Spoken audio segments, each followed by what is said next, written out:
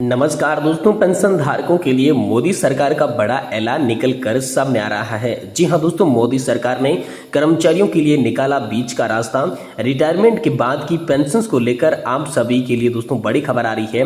मोदी सरकार अब रिटायरमेंट के बाद आप सभी को सैलरी की आधी पेंशन्स के तौर पर किस प्रकार देने वाली है, इसको लेकर बड़ा ऐलान कर चुकी हैं। तो दोस्तों इसके बारे में आज की इस वीडियो के अंदर बात की जाएगी।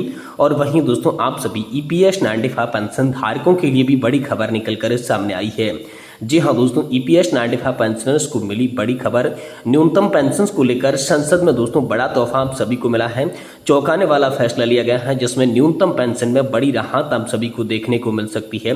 तो आखिरकार पेंशनर्स को संसद से क्या चौंकाने वाला फैसला मिला और न्यूनतम पेंशन में बड़ी राहत को लेकर क्या बड़ी खबर आई है, इसके बारे में भी दोस्तों आज की इस वीडियो के अंदर बात करेंगे। और वहीं दोस्तों आप सभी के लिए बात करने वाले हैं, क्या दोस्तों आप सभी के 18 महीने के DA एरियर का पूरा पैसा आपको कब मिलेगा।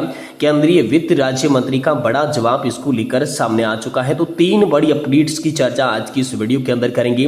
चाहे आप केंद्र के कर्मचारी हैं, राज्य के कर्मचारी हैं, या फिर दोस्तों अगर आप EPS 95 पेंशन धारक हैं, तो आप सभी के लिए बहुत ही महत्वपूर्ण खबरें लेकर आज की इस वीडियो में हाजिर हो चुके हैं। इसीलिए हम सभी से निवेदन करते हैं कि दोस्तों आज की इस वीडियो को आप लास्ट तक देखिएगा। और साथ ही दोस्तों चैनल पर नए हैं तो चैनल को भी सब्सक्राइब जरूर कर लीजिएगा। तो चलिए दोस्तों बिना किसी देरी के आज की इस वीडियो के अंदर खबरों का सिलसिला शुरू करते हैं। सबसे पहली और बड़ी खबर की बात करें तो दोस्तों मोदी सरकार ने कर्मचारियों के लिए निकाला बीच का रास्ता। अब रिटायरमेंट के बाद मिलेगी आधी सैलरी की पेंशन। जी हां दोस्तों, आप सभी के लिए बड़ी खबर है। केंद्र सरकार ने सरकारी कर्मचारियों के लिए यूनिफाइड पेंशन स्कीम की शुरुआत की है, क्योंकि नेशनल पेंशन सिस्टम की लगातार आलोचना हो रही थी और सरकार को कर्मचारियों के विरोध का भी सामना करना पड़ रहा था। तो दोस्तों मोदी सरकार ने कर्मचारियों के लिए बीच का रास्ता निकाला। कर्मचारी एकमत होकर पुरानी पेंशन योजना को बहाल करने की मांग कर रही थी, लेकिन सरकार बीच का रास्ता निकालते हुए UPS लेकर आई। दरअसल पुरानी पेंशन योजना यानी कि OPS सरकारी कर्मचारियों के लिए काफी लोकप्रिय थी, क्योंकि इसमें आखिरी सैलरी के आधार पर यहाँ पर पेंशन की गारंटी दी जाती थी। लेकिन NPS में ऐसी कोई भी व्यवस्था नहीं थी, जिसकी वजह से कर्मचारी OPS की मांग कर रहे थे। लेकिन अब सरकार ने काफी मंथन के बाद दोस्तों यूनिफाइड पेंशन स्कीम का विकल्प दे दिया है। अब मोदी सरकार ने कर्मचारियों के लिए बीच का रास्ता निकाला है। UPS की खूबियों पर गौर करें तो दोस्तों एक तरफ जहां OPS और NPS के बीच का रास्ता है, ये OPS जैसा नहीं है, लेकिन इसमें कई चीजें OPS से ली गई है, जबकि UPS NPS से बेहतर है।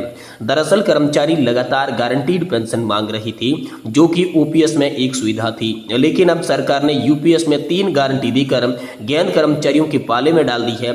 ये 3 गारंटी UPS की सबसे बड़ी खूबियां भी बताई जा रही है। दोस्तों UPS में रिटायरमेंट के तहत एक निश्चित पेंशन दी जाएगी, जो 12 महीने के औसत मूल वेतन का 50% होगी। OPS में रिटायरमेंट के समय निश्चित पेंशन का प्रावधान भी है, जबकि NPS में रिटायरमेंट के समय निश्चित पेंशन की कोई भी गारंटी नहीं है। इसके लिए शर्त यह है कि कर्मचारी को सेवा अवधि 25 साल होनी चाहिए, यानी कम से कम 25 साल की नौकरी करनी होगी। अगर सेवा 25 साल से कम है, 10 साल से ज्यादा है, तो ये राशि प्रोराटा के आधार पर दी जाएगी। इस बारे में भी अभी फॉर्मूले का इंतजार दोस्तों आपको करना पड़ सकता है। वहीं दोस्तों रिटायरमेंट के बाद मिनिमम पेंशन की गारंटी भी इसमें दी जाती है। UPS के तहत अगर कोई कर्मचारी कम से कम 10 साल की सेवा के बाद रिटायर्ड होता है, तो उसे न्यूनतम 10,000 रुपये प्रति माह पेंशन मिलेगी। यानी कि UPS में 10 साल की सेवा पर कम से कम 10,000 रुपये का प्रावधान है। OPS में 40% पेंशन कम्यूटेड का प्रावधान है, जबकि NPS में ऐसा कोई भी नहीं है। लेकिन अब 10 साल से कम नौकरी की है तो उसे क्या पेंशन नहीं मिलेगी, इस बारे में भी अभी तस्वीर साफ नहीं हुई है, क्योंकि सरकार का कहना है कि कम से कम 10 साल की सेवा पर न्यूनतम 10,000 रुपए की मासिक पेंशन दी जाएगी। लेकिन उससे कम सेवा पर क्या प्रावधान होगा, इस मुद्दे पर दोस्तों अभी भी सस्पेंस बना हुआ है। इसके अलावा UPS में मेडिकल सुविधा भी दी जाएगी, जबकि OPS में रिटायरमेंट के बाद मेडिकल सुविधा है, लेकिन NPS में इसका कोई भी प्रावधान नहीं था। तो दोस्तों नए साल से लागू होगी यूनिफाइड पेंशन स्कीम। आपको बता दें कि UPS 1 अप्रैल 2025 से लागू हो जाएगा। इस योजना को लागू करने के बाद सरकारी खजाने पर हर साल दोस्तों 6,250 करोड़ रुपए का अतिरिक्त बोझ भी बढ़ेगा। सरकार ने कहा है कि केंद्र सरकार के कर्मचारियों को यह तय करने का अधिकार होगा कि वे NPS में बने रहे या फिर UPS में जुड़े, ये योजना उन सभी लोगों पर लागू होती है जो 2004 के बाद एनपीएस के तहत सेवानिवृत्त हुए हैं। यूनिफाइड पेंशन स्कीम सरकारी कर्मचारियों के लिए एक नई पेंशन योजना है दोस्तों। इसको लेकर यानी कि सरकार ने आप सभी की पेंशन की गारंटी देने के लिए न तो एनपीएस और न ही ओपीएस, इसके बीच का रास्ता यूनिफाइड पेंशन स्कीम अपना लिया है। वहीं दोस्तों अगली बड़ी खबर की बात करें तो पेंशनर्स के लिए संसद का चौंकाने वाला फैसला सामने आया है। न्यूनतम पेंशन में बड़ी राहत देखने को मिली है। ईपीएस 95 पेंशनर्स के लिए बड़ी खबर है कि न्यूनतम पेंशन को लेकर संसद से आप सभी को तोहफा मिला है। तो क्या अपडेट है, चलिए पूरी जानकारी आपको विस्तार से देते हैं। दोस्तों कर्मचारी पेंशन योजना 1995 के अंतर्गत आने वाले पेंशन भोगियों ने अपनी मिनिमम पेंशन 1000 रुपये से बढ़ाकर 7500 रुपये प्रति माह करने की मांग को लेकर एक जोरदार आंदोलन शुरू किया है। इस आंदोलन का नेतृत्व एजिटेशन कमेटी के द्वारा किया जा रहा है, जिससे दिल्ली में अपना डेरा डाल दिया है। तो चलिए हम सभी को बताते हैं कि न्यूनतम पेंशन को लेकर संसद में क्या बड़ा तोहफा मिला है। आइए जानते हैं इसके बारे में विस्तार से जानकारी। कर्मचारी भविष्य निधि संगठन के अधिकारियों और नेशनल एजुकेशन कमेटी के प्रतिनिधियों के बीच हाल ही में दिल्ली में व्यापक चर्चाएं हुई है, जिसमें मिनिमम पेंशन बढ़ाने, उच्च पेंशन के लाभों और मेडिकल सुविधाओं पर जोर दिया गया। नेशनल एजुकेशन कमेटी के राष्ट्रीय अध्यक्ष कमांडर अशोक राउत और राष्ट्रीय महासचिव ने कर्मचारी भविष्य निधि संगठन के सीनियर अधिकारियों के साथ महत्वपूर्ण मुद्दों पर बातचीत की है।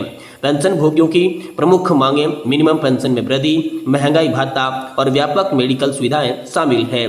इन मांगों के प्रति कर्मचारी भविष्य निधि संगठन की प्रतिक्रिया सकारात्मक रही और चर्चा के दौरान इन मुद्दों को प्राथमिकता दी गई। इसी के संदर्भ में केंद्रीय भविष्य निधि आयुक्त प्रशासन चंद्रमौली चक्रवर्ती ने स्पष्ट किया कि इन मांगों को गहन समीक्षा इन मांगों के बारे में की जाएगी। दोस्तों विरोध प्रदर्शन और सामाजिक प्रभाव भी इसको लेकर देखने को मिला है। साथ ही दोस्तों एम्प्लॉय प्रोविडेंट फंड ऑर्गेनाइजेशन की आगे की राह किस तरह की है, इसको लेकर भी बड़ी खबर सामने आई है। नेशनल एजुकेशन कमेटी और कर्मचारी भविष्य निधि संगठन के बीच निरंतर संवाद और चर्चाओं का आयोजन जारी है।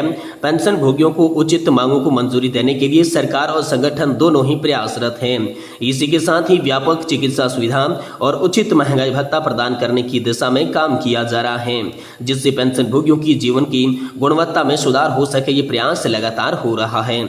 वहीं दोस्तों अगली बड़ी खबर की बात करें तो हम सभी के लिए 18 महीने के डीए एरियर का पूरा पैसा क्या आने वाले महीने में आप सभी को देखने को मिलेगा। इसको लेकर केंद्रीय वित्त राज्य मंत्री का बड़ा जवाब आप सभी के लिए निकल कर सामने आ चुका है।